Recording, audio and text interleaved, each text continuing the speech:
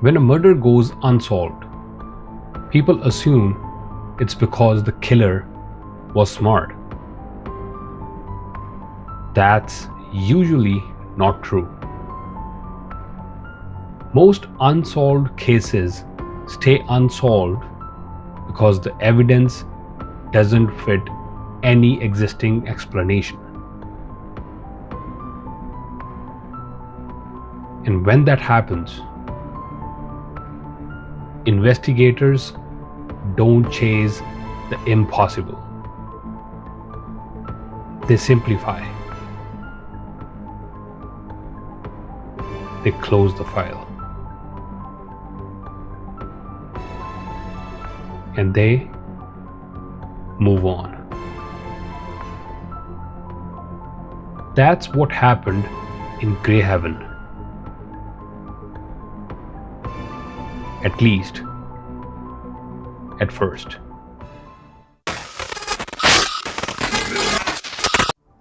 After Emily Carter's death, state police briefly reviewed the case. They found nothing actionable. No suspect, no weapon, and no motive.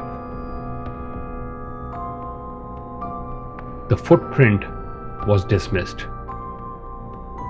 The recording was archived. The time discrepancy was quietly ignored. Greyhaven was told to grieve and forget.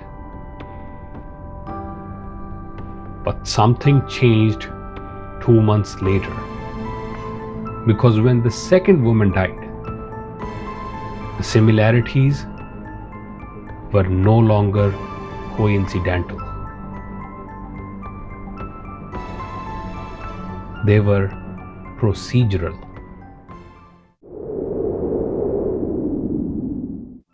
Her name was Laura Whitman, 32 years old, recently divorced, worked remotely as a medical billing analyst.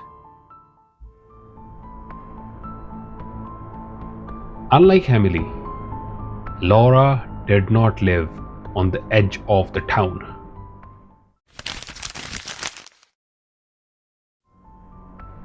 Her house sat 3 blocks from the police station.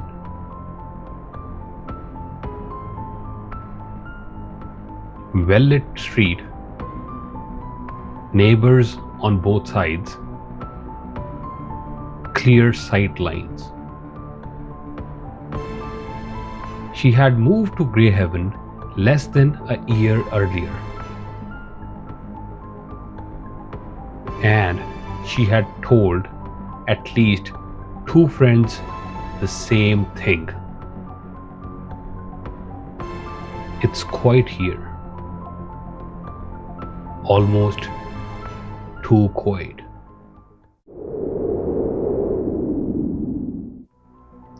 On the night Laura died, nothing unusual was reported. No scream, no disturbance, no emergency calls.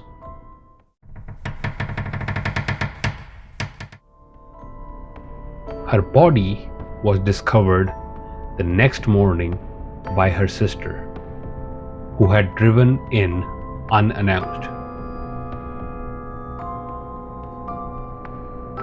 The front door was locked, windows intact, no alarm triggered.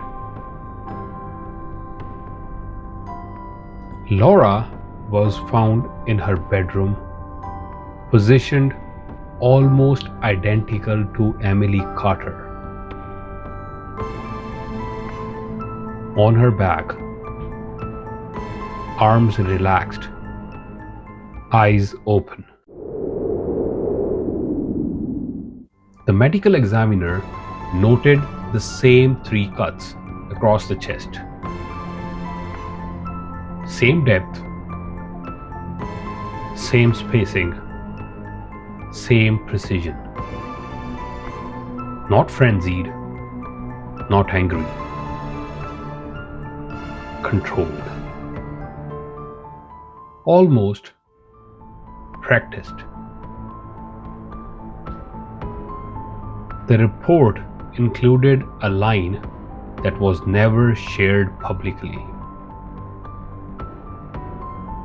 Injury pattern consistency suggests familiarity rather than escalation.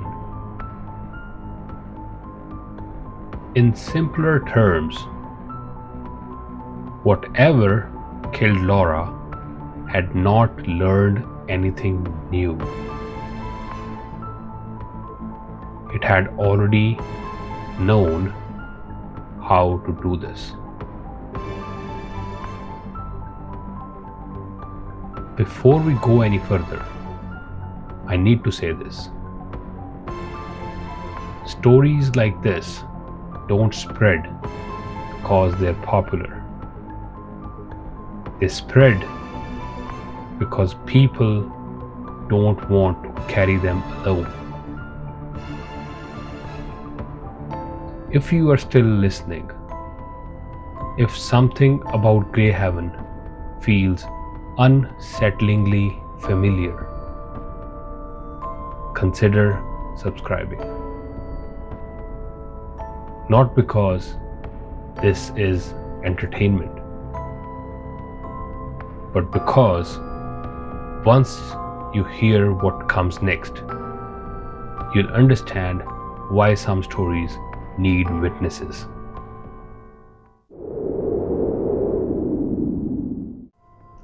In Laura's bedroom, investigators found the second footprint.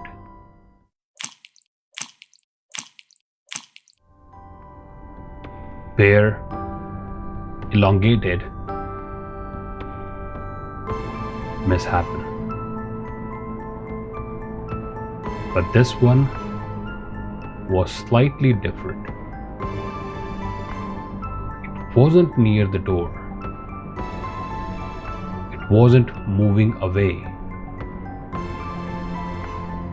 It was positioned beside the bed, facing inward, as if whatever made it had been standing there. Not entering, not leaving, but waiting. At this point, police theory shifted. They stopped looking for an intruder because intruders don't linger. They don't stand still.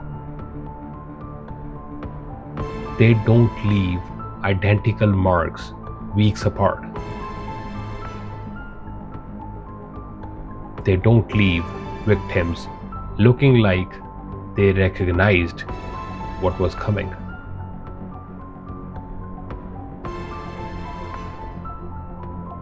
So, a quieter question emerged. What if it wasn't someone entering the homes, but something that was already there?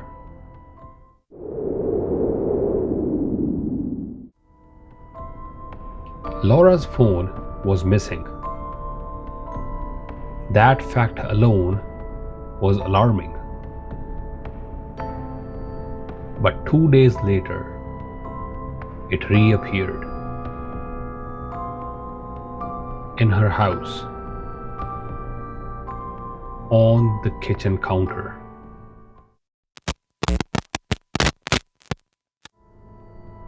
Fully charged. No fingerprints. No explanation.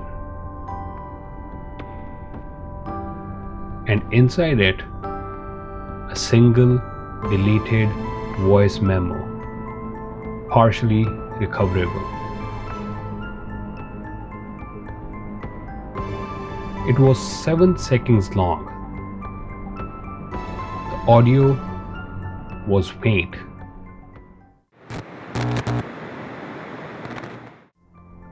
but the final sentence was clear.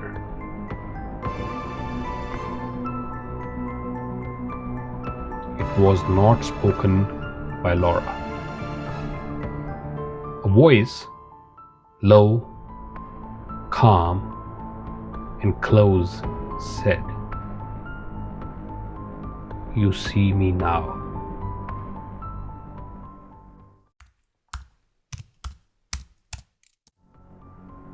After the second death, police quietly changed protocol. They stopped releasing details. They stopped holding press briefings. They stopped using the word suspect. Instead, they used phrases like unknown presence,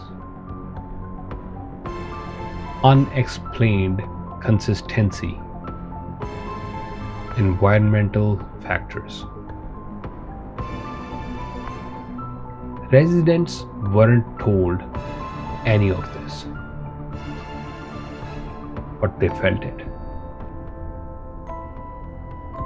Doors started staying locked during the day. Lights stayed on at nights. People stopped sleeping facing the bedroom door. And one officer, off the record, said something that never made it into a report.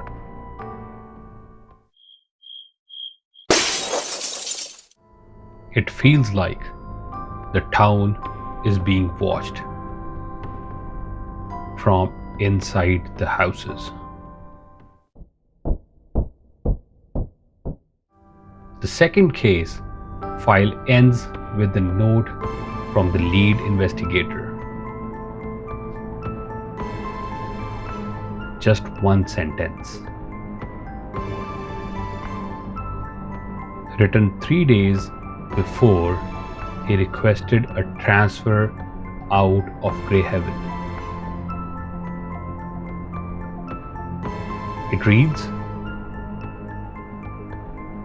"Both victims appeared to recognize the presence before death.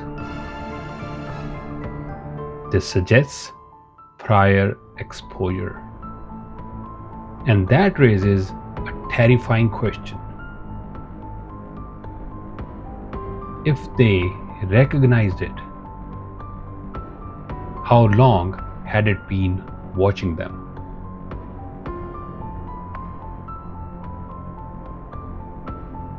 In the next episode, we'll examine the third incident. Because this time,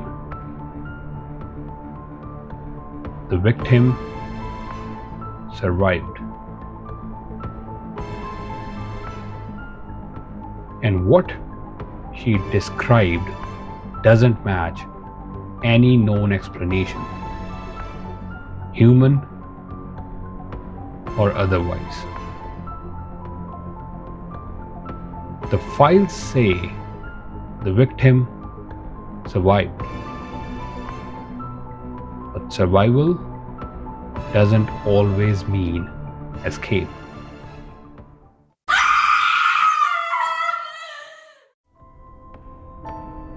If you want to hear what she described, what she claims was already inside her home, subscribe now. Because Greyhaven does not announce when it returns. And once the next episode begins, you may realize you've been closer to this story than you ever intended.